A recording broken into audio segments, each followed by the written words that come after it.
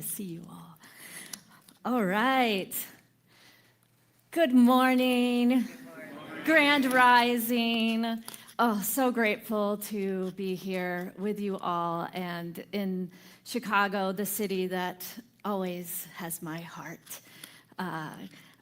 For those of you who may or may not know, I am currently residing in Lexington, Kentucky, where I serve as the spiritual director at a CSL there called Ahava, Center for Spiritual Living.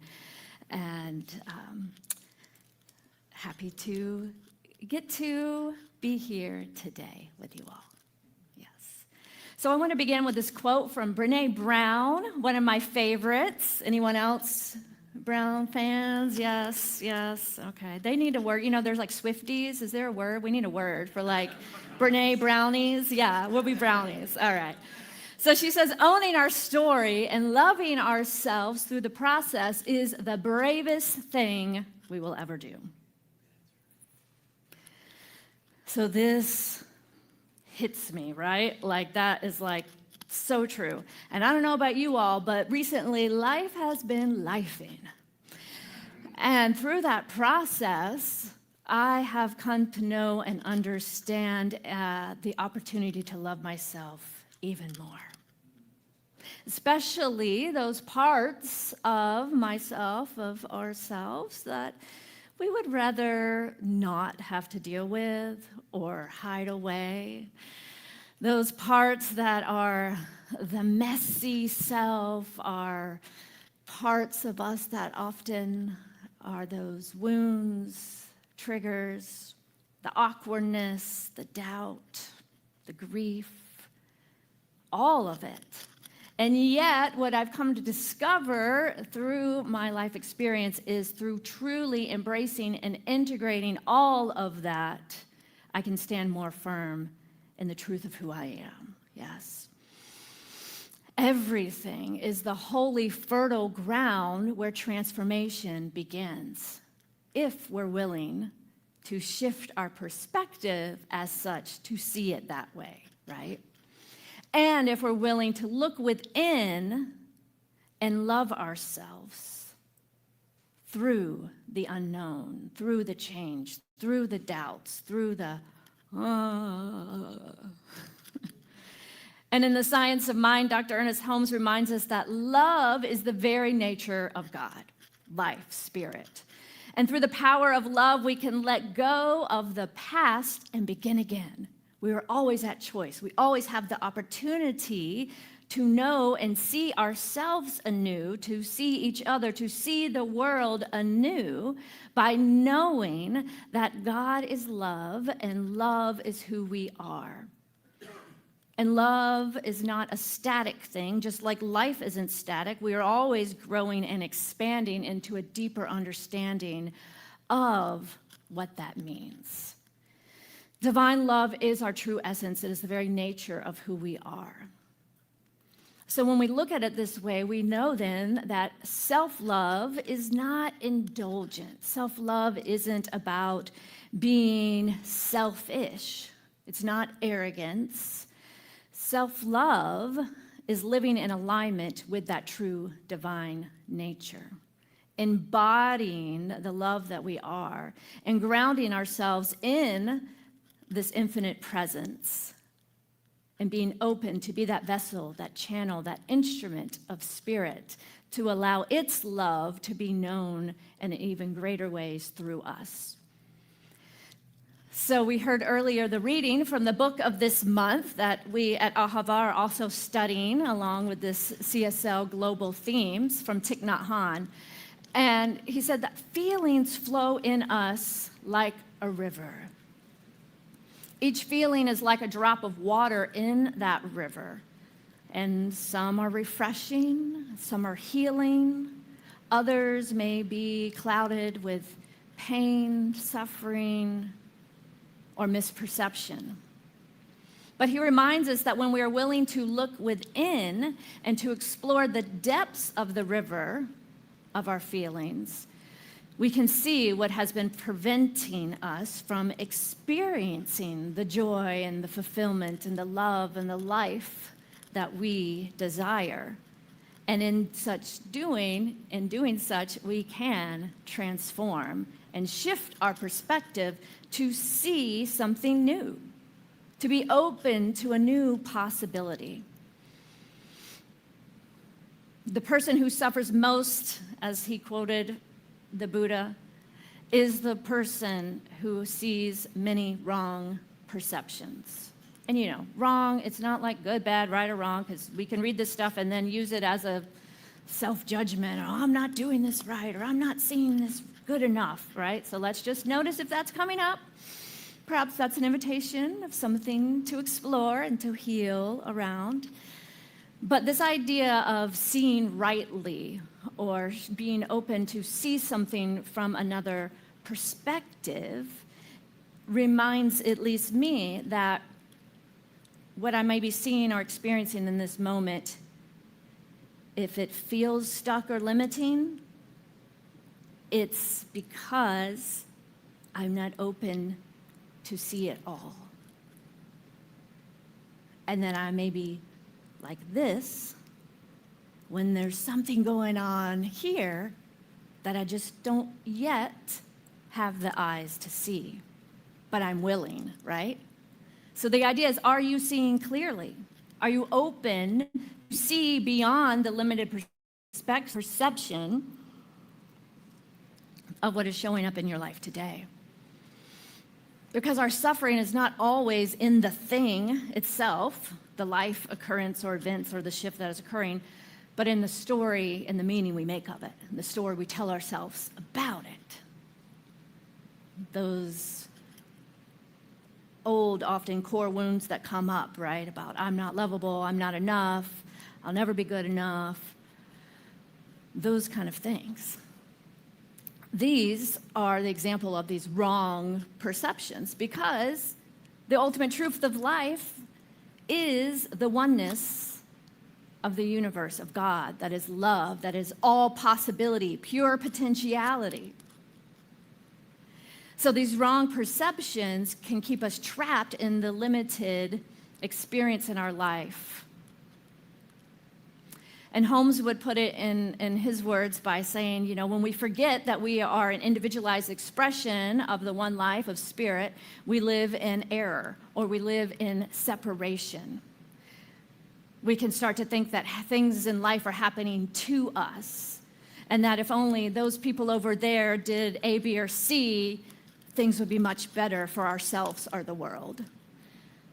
But Holmes reminds us that we have the power and the potential, that seed lives within us. And the power to change the world, so to speak, lives in us embodying that love and that potential and that power within. Self-love isn't about ignoring the pain or pretending everything is okay, and it's, so easy to go to numbing out through whatever, Vice or Netflix and chill, whatever it may be. And, not that that's bad. Again, it's what is the intention behind the actions that you are taking. So choosing to face the river honestly, to feel the feelings authentically, and to remember that we can choose in each and every moment again and again, to remember our wholeness, to remember who we are.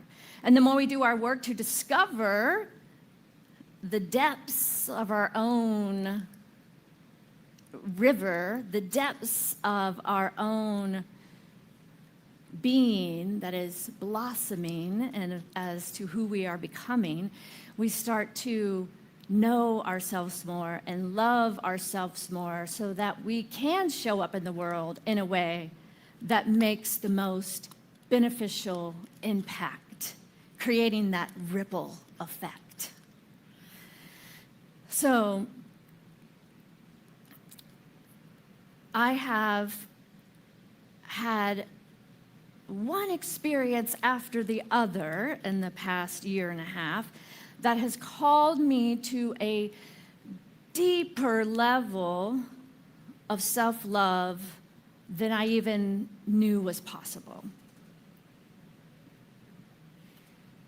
I've always been someone that felt like I had a really healthy relationship with loving myself. I know others that have, really struggled with that area. And, anyone else ever been humbled by something when they thought that they've already had that life lesson learned and then something comes along? So some of you may know, and I just have to bring her energy and presence into this room, but my mom, Louise Weldon, was such a, beyond words, but anchor in my life, right? And a part of many of your lives as well. And so she made her transition about 1.5 years ago. And as much as I was prepared and accepting that that was the right and perfect journey for her, the grief that hits that surprised me in a way was that feeling of being completely untethered, uprooted. Who am I, right? Those of you who have been around and known me long enough knew me 20-some years ago when my dad died, and I was in practitioner class with Reverend Amy. And let's see, anyone else you all might know still? I don't know. And so here I am now, only child, and fairly young in life, I would say. It's all perspective. It's all the story we tell ourselves. And both of my parents have died. And that feeling of kind of being untethered or like orphaned, that's what surprised me the most.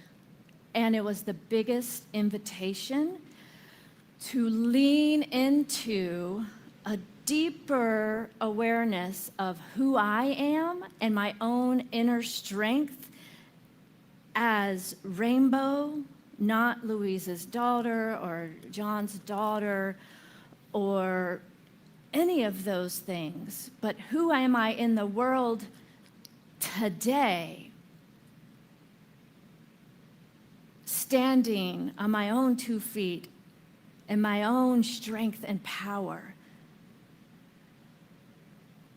and to love and know myself enough to actually take the actions in my life to live in such a way that honors myself. Does that make sense? Like I said, I love myself, but yet I'm still in relationships that I'm not showing up fully.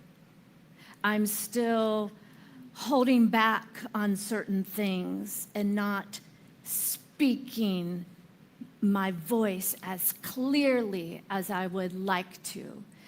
And so through this year, all of that has been, and when you're a leader in a particularly unique experience of being the senior minister, spiritual director of a community, who is also leading a community, living these teachings, and experiencing the deepest heartache, hardest time of life and grief ever, to wake up each day and to be in that question of what's it all for? Who am I? This is my one precious life as Rainbow in this unique experience right here, right now. I'm not saying that it's finite. We know that we are infinite. But in this incarnation right here, right now, on this planet at this time, with all that I have experienced, who I am now is a unique gift to the world. So how can I love myself so fully know myself so fully and begin to trust myself so fully that I can live in that authenticity and integrity, and to show up and be willing to be fully authentic when those waves of grief show up, and to allow that river of feelings to flow. And it gives others permission to do the same, yes? So the awkwardness, the ways that I may have judged myself in the past,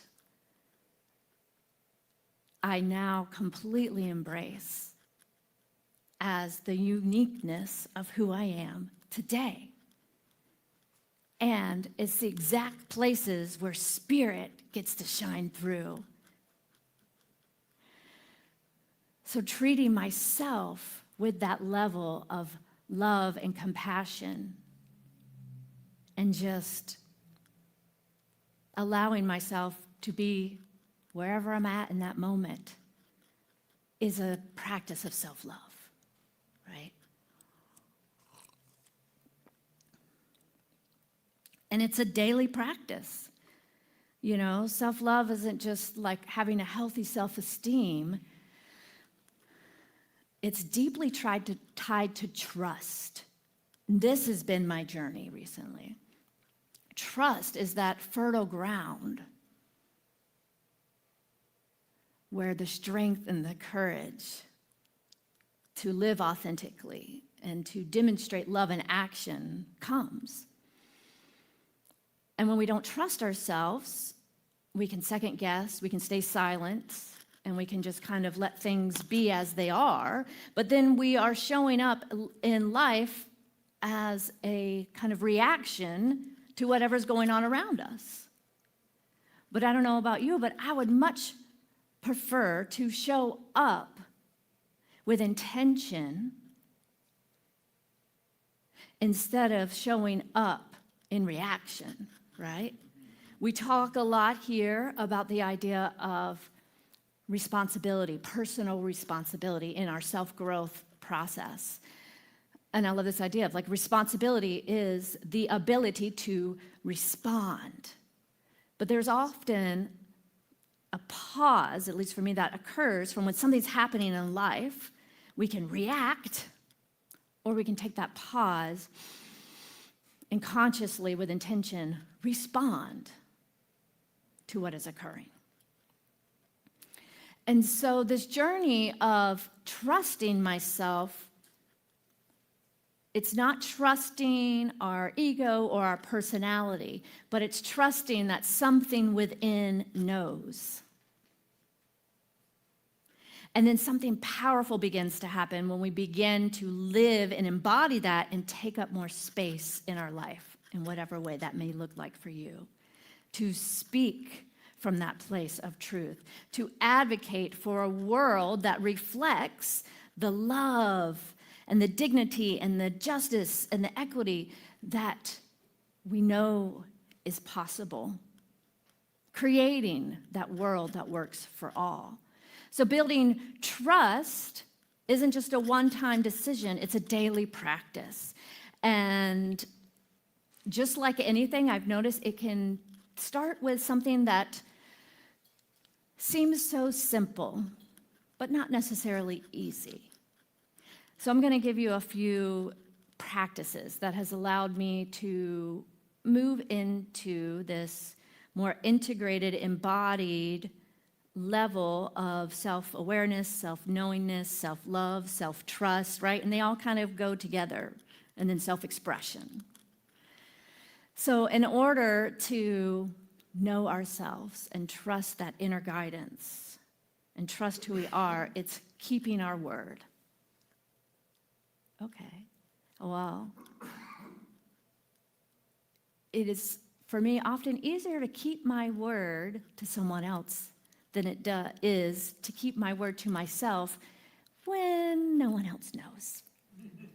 It's something in here, right? Like, yes, I'm gonna wake up and do this practice tomorrow, and I'm going to start my day with intention. And then the alarm goes, snooze, snooze, snooze, like, well, right?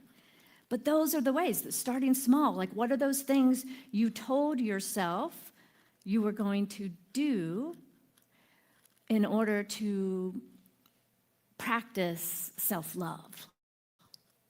Start small, right? When you say you're going to do something for yourself, follow through and keep that integrity in order to build that inner accountability and integrity. The other one is listen. Spend time each day listening and asking, what do I know to be true in my soul? That something within me knows.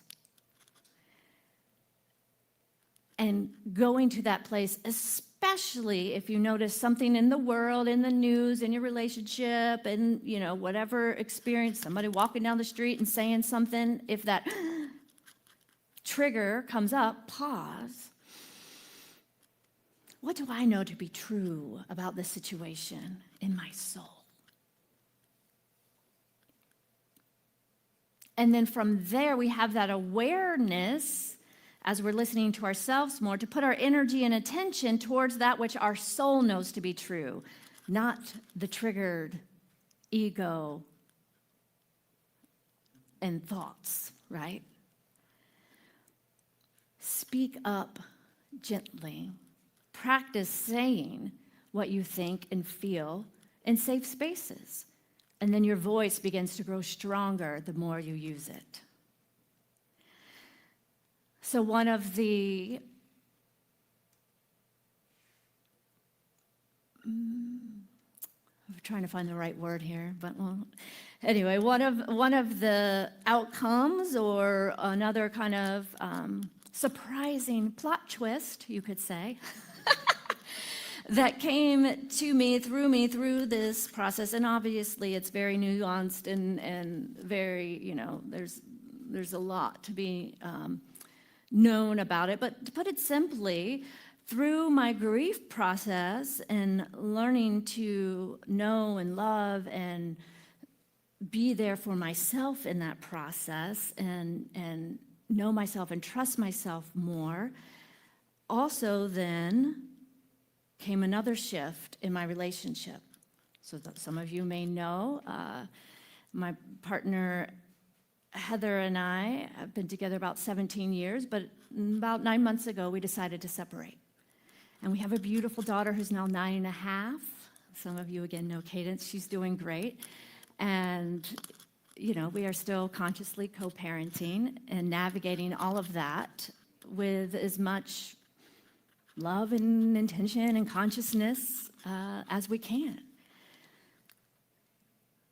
And sometimes when life is lifing and everything seems to be shaking up, we can look at it as, I can't believe this is happening, or the chaos or the drama, or we can choose to see it as, this too is for me.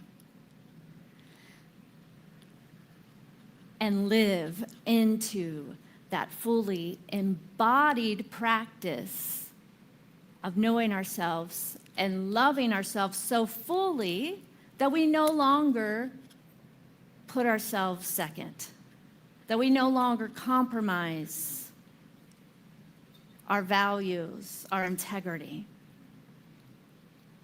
So this journey of self-love and self-trust and getting to know myself all over again in this midlife, it's important to remember to celebrate the small wins and to notice those times when you do act on that inner voice, that guidance. Acknowledge it. I think a great practice is, I love writing and journaling and all of that, so write it down. Something that may seem small or insignificant, like asking for your food to go back. This really isn't what I wanted. I don't know about you all, but I'm a recovering people pleaser.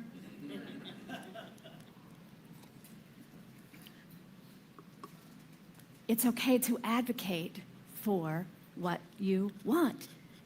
These small little things are examples, though, of how we can embody this love even more and begin to build evidence to your own inner self that you are trustworthy.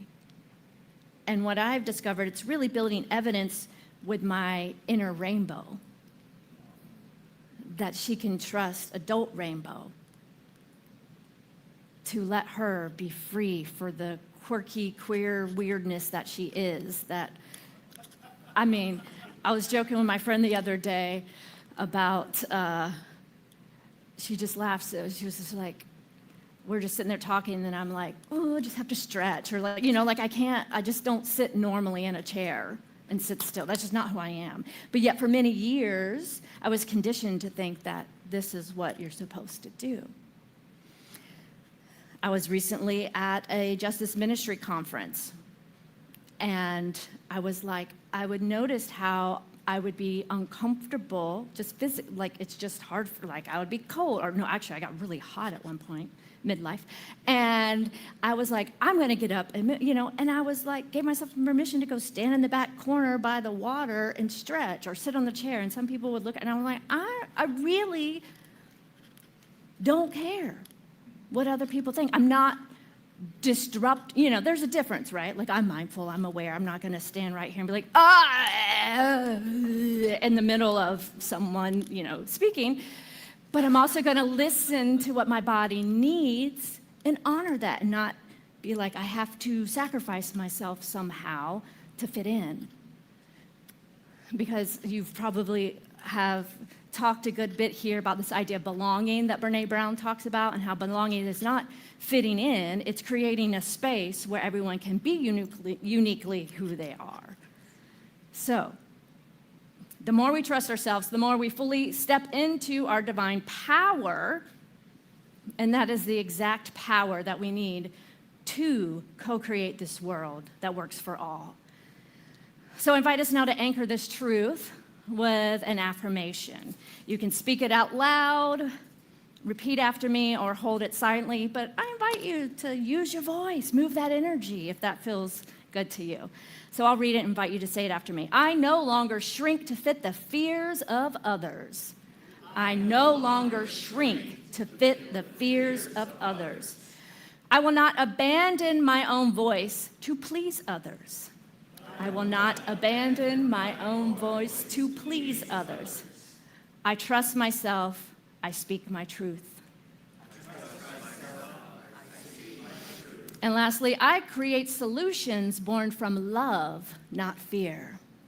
I create solutions born from love, not fear. That's right. So here's the thing. When we embody self-love, we naturally begin to live our values and in integrity with who we are and the unique divine expression we are here to be and express and share with the world. And that begins to create that ripple effect in our community. So when I say self-love for collective change, it's basically be yourself, show up, and show up with that which you can often see in the world and say or think you wish would change. Again, it goes back to that simple adage, be the change you seek in the world. It's simple, but it's not easy, but it's simple. And the more we can remind ourselves and lean into the supportive community with others that are kind of walking this walk and wanting to do things this way, the more we can create those ripples of change.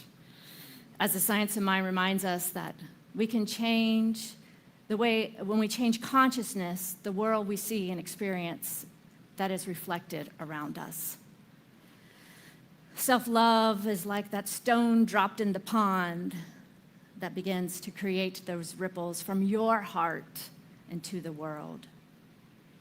And loving yourself is not just personal, it's a radical act of collective transformation. Do you get that? It's a radical act of collective transformation. When you know yourself, trust yourself, love yourself, and then be that self in the world, listening to that call of Spirit in your heart to take that inspired action, to embody the values that you desire. So, you ready for your homework this week? The invitation. Here's your invitation. What would it look like to embody love for yourself in a way that also blesses the world? Contemplate that, journal it, ask it, take it into meditation. What would it look like to embody love for yourself in a way that also blesses the world? Maybe it's speaking up when silence is easier. Maybe it's resting when the world tells you to keep hustling and grinding. Maybe it's forgiving yourself so that that love and compassion can flow more freely through you. So just take a moment now, feel into your bodies. Maybe even place your hand over your heart. Take that deep breath and ask yourself, what would it look like to embody love for myself in a way that blesses the world? And may we walk this path of embodied self-love, not just for our own healing, but as a gift of healing and transformation for the world. And staying right here in this energy and presence, let's take it into prayer, yes?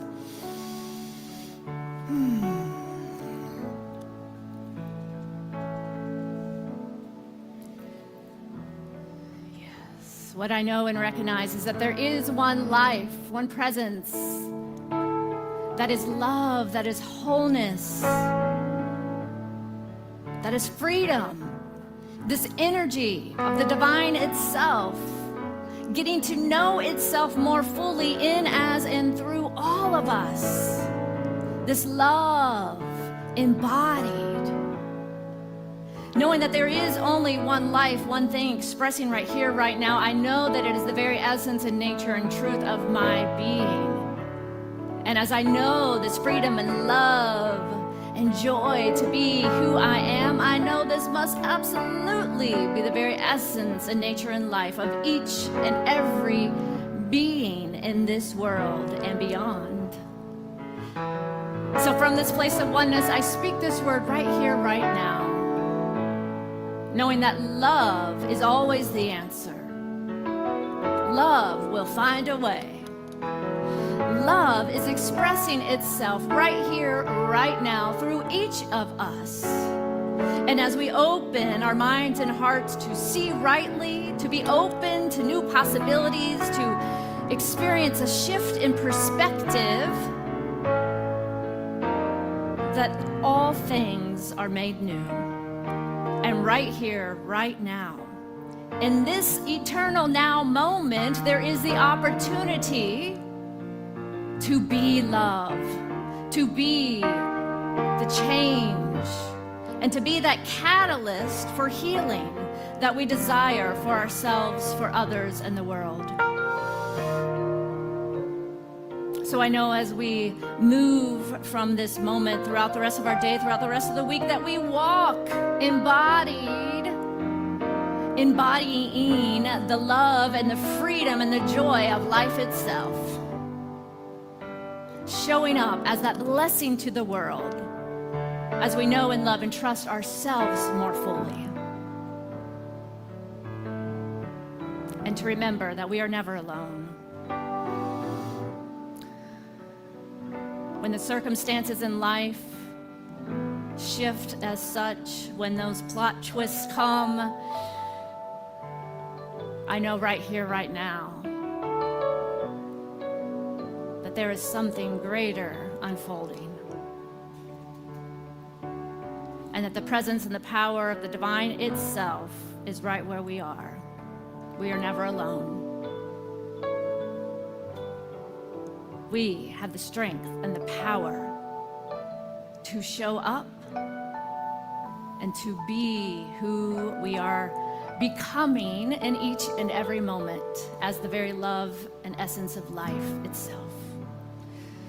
Yes, so I'm just so grateful to know this truth, and so grateful to know that something grand is happening right here, right now, in my life because I choose to see it as such. And I claim that as the truth. So with great gratitude for the fulfillment of this prayer, I release it now into the action of the law that always says, yes, my beloved, it is done and it is so. And together we say, and so it is.